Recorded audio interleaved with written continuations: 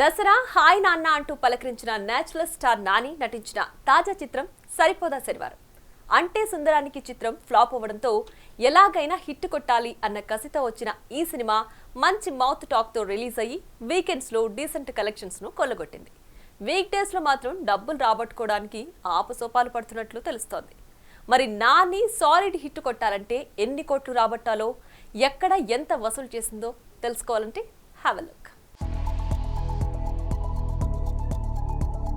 పక్కింటి కుర్రాడిలా మనలో ఒకడిలా కలిసిపోయిన నేచురల్ స్టార్ సినిమా ఎప్పుడెప్పుడు వస్తుందా అని ఈగర్గా వెయిట్ చేస్తుంటారు సినీ లవర్స్. కంటెంట్ పర్లేదనిపించినా లెంత్ ఎక్కువ అవడంతో అంటే సుందరాన్ని మొహమాటం లేకుండా తిరస్కరించారు తెలుగు ఆడియన్స్.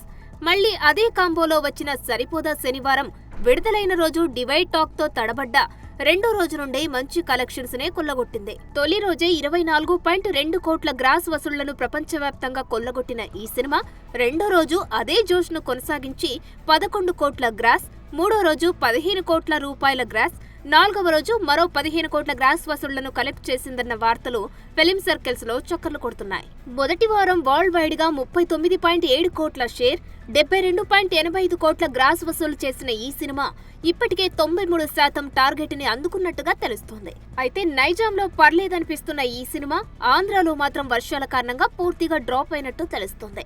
అంతా సరిగ్గా ఉంటే ఈ పాటికి బ్రేక్ ఈవెన్ అయ్యి లాభాల బాట పట్టేవాళ్లమంటూ తెగ బాధపడిపోతున్నారట మూవీ మేకర్స్. వివేక్ ఆత్రేయ తన శైలికి భిన్నంగా యాక్షన్ డ్రామాతో తీసిన ఈ సినిమాలో తమిళ సూపర్ స్టార్ ఎస్.జె. సూర్య, ప్రియాంక అరుల్ మోహన్, మురళీ శర్మ తదితరులు నటించిన సంగతి తెలిసిందే.